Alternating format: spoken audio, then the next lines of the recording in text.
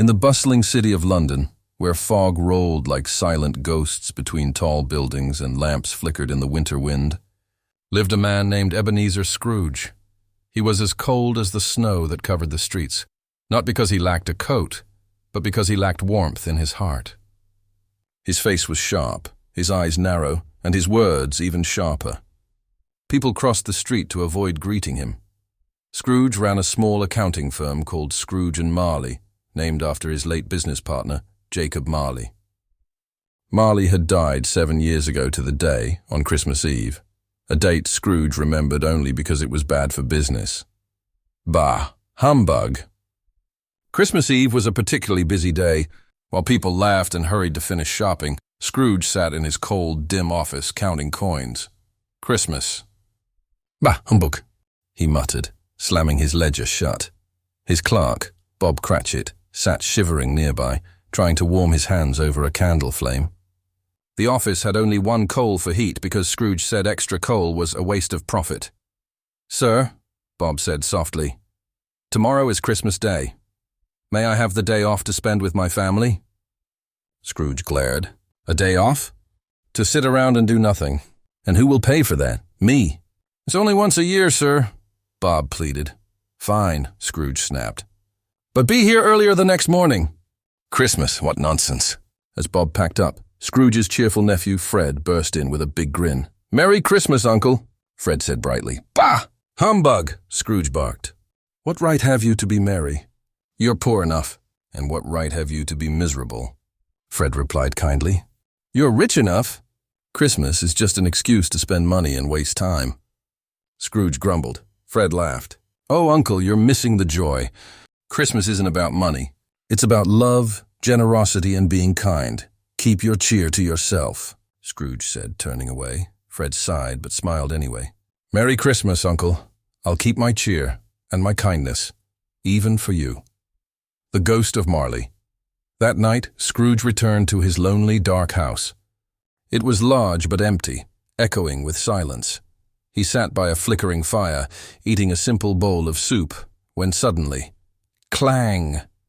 Chains rattled down the hall. "Who's there?" Scrooge called out. The door creaked open, and a ghostly figure appeared, pale, glowing faintly, and bound in long chains made of cash boxes, ledgers, and locks. It was Jacob Marley. Scrooge trembled. "Jacob, you're dead." "I am," Marley moaned. "And I wear the chain I forged in life, the chain of greed, of selfishness." "You are forging one too, Ebenezer. Speak comfort to me, Jacob." "I have none to give," Marley said sadly. "But you have a chance to escape my fate. Tonight you will be visited by 3 spirits. Without them you cannot hope to change." Scrooge tried to laugh. "Spirits, ha! I must have eaten something bad." But before he could finish, Marley's ghost let out a terrible cry, shaking the walls. "Remember, Ebenezer, change before it's too late." And with that, the ghost vanished, leaving behind only the echo of rattling chains. The first spirit, the ghost of Christmas, passed at midnight. Scrooge woke to a soft light glowing in his room. "Are you the first spirit?" he whispered. "I am the ghost of Christmas past," said a gentle voice. The spirit was neither young nor old, glowing like a candle flame that flickered but never died. "Rise and walk with me." The room melted away, and Scrooge found himself standing in a small village, his childhood home. Snow covered the fields, and the air smelled like pine. He saw a little boy sitting alone in a cold classroom, reading by candlelight. The boy was him, poor child, the spirit said. "Left alone while the others go home for Christmas." Scrooge's throat tightened. "Yes. I remember." They moved again, and he saw himself as a young man, smiling beside a kind woman named Belle. "Do you remember her?" asked the spirit. Scrooge nodded silently. He watched as Belle spoke to his younger self. "Ebenezer, another idol has replaced me, a golden one."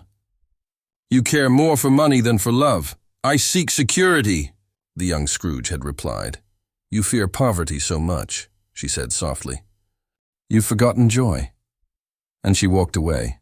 Scrooge's heart ached as the spirit whispered, "You traded love for coins. No more," Scrooge cried. Please, take me back. The spirit faded, and Scrooge found himself in his bed again, tears on his cheeks. The clock struck 1, and a booming laugh filled the room. Come in, Scrooge. A giant figure sat surrounded by food and glowing candles.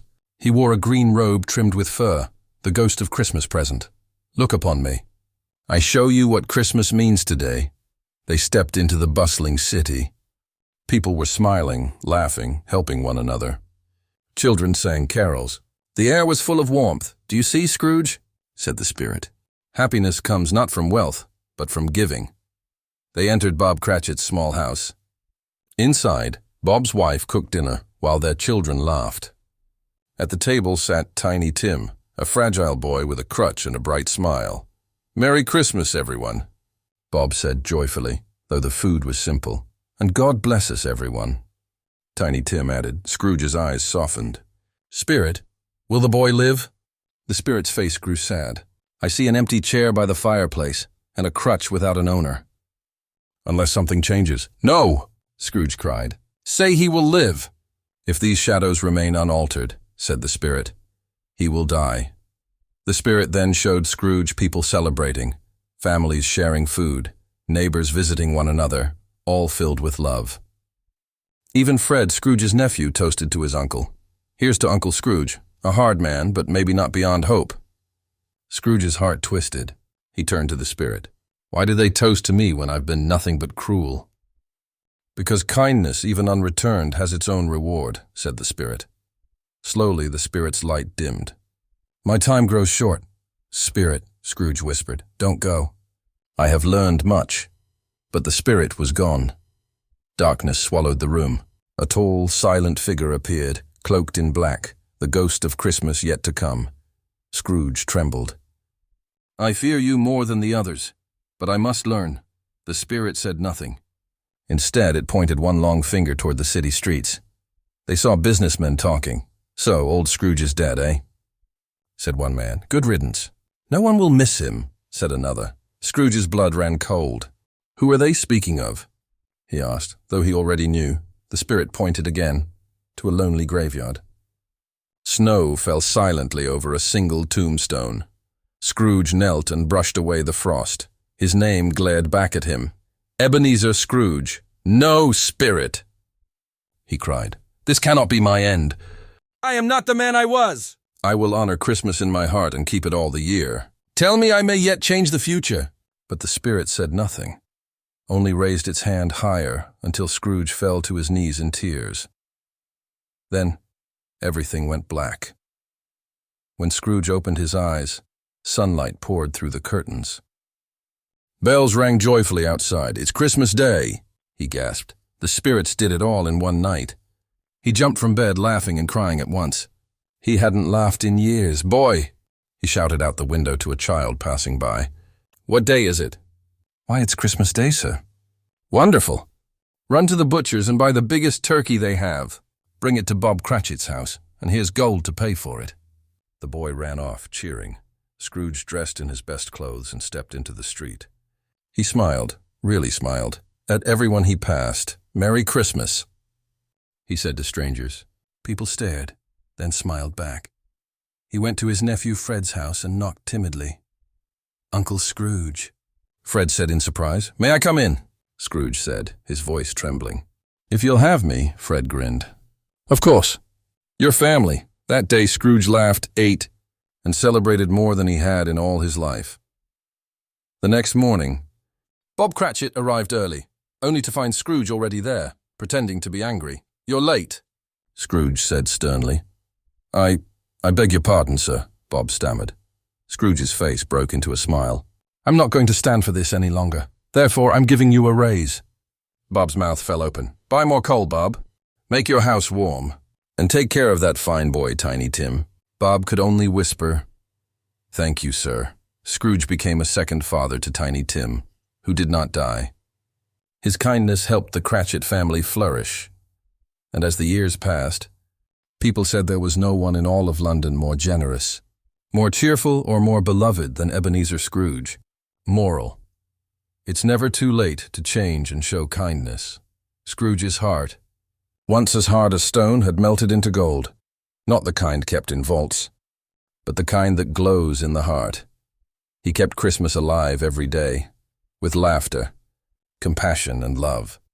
And every Christmas thereafter, when people spoke of him, they said softly, "May we all be as kind as old Ebenezer Scrooge."